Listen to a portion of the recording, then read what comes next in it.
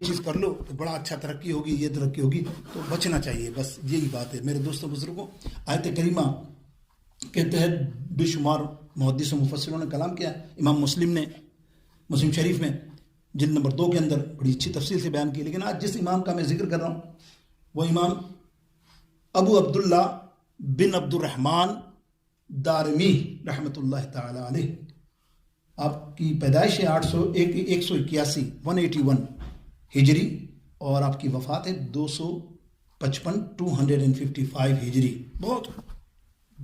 1300 برس پرانے امام، بہت بڑے امام، بہت بڑی کتاب ان کی سنن دارمی،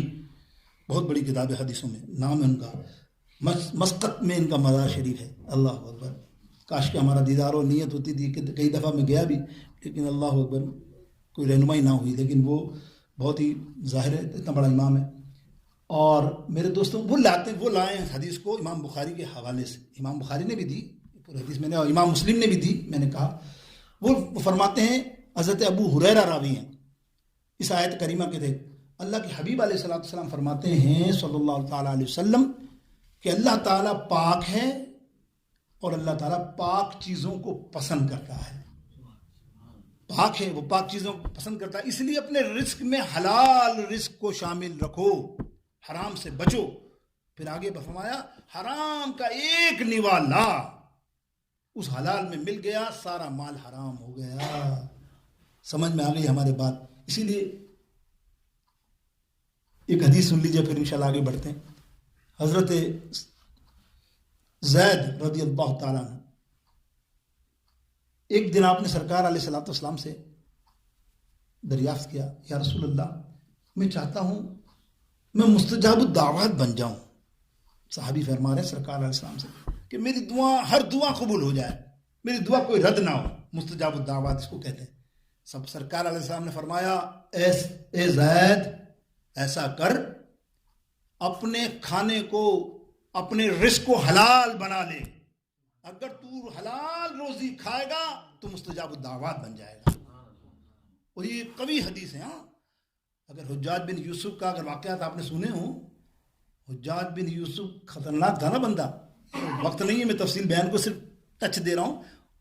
اس کے زمانے میں اتنا ظلم تھا کہ صحابیوں کو شہید کیا ان نے، بے شمار صحابیوں کو شہید کرنے والا یہ حجاج بن یوسف ظالم، خطرناک، اتنا ظلم کرتا تھا کہ ایک دن اس کے علماء بیٹھے تھے نا، وہ سب ملی بھگت ہی تھے، تو وہ کہتے تھے کہ بادشاہ ابھی تو تیری حکومت کو خطرہ نہیں ہے، کوئی ابھرتا ہے نا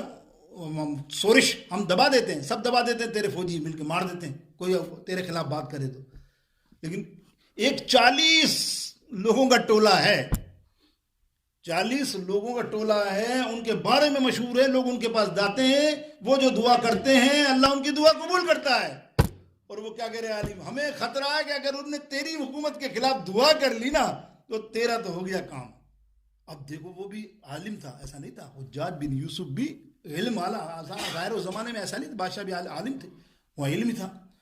اس نے سوچا اچھا، اس کو یہ حدیث یاد تھی میرے سرکار علیہ السلام کی، سمجھ گئے نا مستجاب الدعوات والی۔ ویسے بھی سرکار کا فرمان ہے کہ ایک نوالا اگر تمہارے جسم میں چلا جائے حرام کا، 40 روز تک تمہاری دعائیں قبول نہیں ہوتی۔ اندازہ کیا، یعنی تمہاری دعائیں قبول نہیں ہوتی۔ اس نے ان کی دعوت کی، ان کتبوں کی، ان کی، اور ان کو حرام نوالا کھلا ڈال کے، استغفر اللہ۔ میرے دوستو بزرگوں، تو یہ حدیث کی دلیل یہ ہے کہ اتنی مستند حدیث ہے یہ بات کہ ہمارے نوالوں میں حرام شامل ہونا، یہ معاملہ۔ تو اس کے علاوہ بھی حضرت انس رضی اللہ تعالیٰ نے سرکار علیہ وسلم سے اس طرح دریافت کیا، یا رسول اللہ میں اگر کوئی کرتا پہنوں، ہم یا کرتا پہنے، اس کے اندر چھوٹی سا ٹکڑا اگر غیر ضروری ہو، یا یہ سمجھے وہ ہمارا نہ ہو،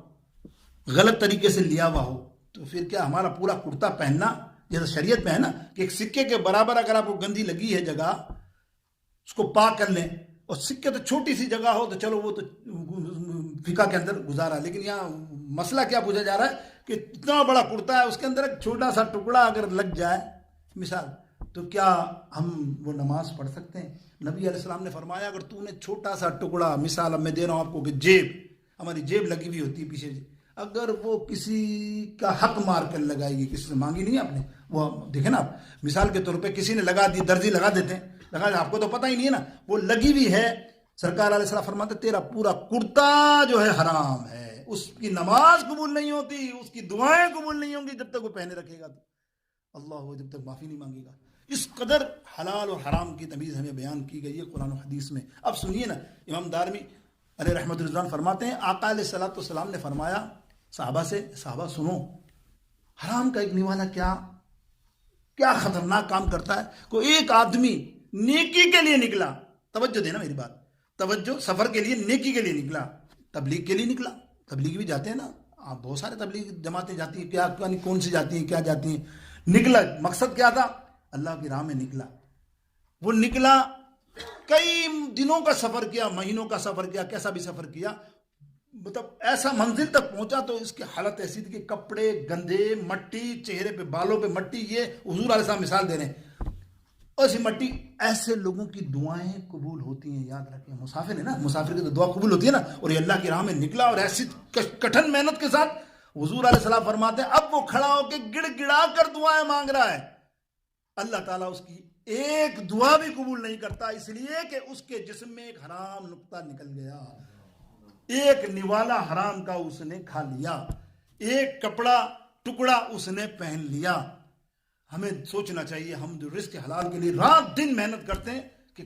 کہیں خدا نہ خواستہ ہم ایسے نہیں چکر کے اندر چل لوگوں کی باتوں میں آ کے ایسا کرنے۔ حدیث سے ثابت ہوا کہ حرام نوالا سے ہمیں بچنا چاہیے۔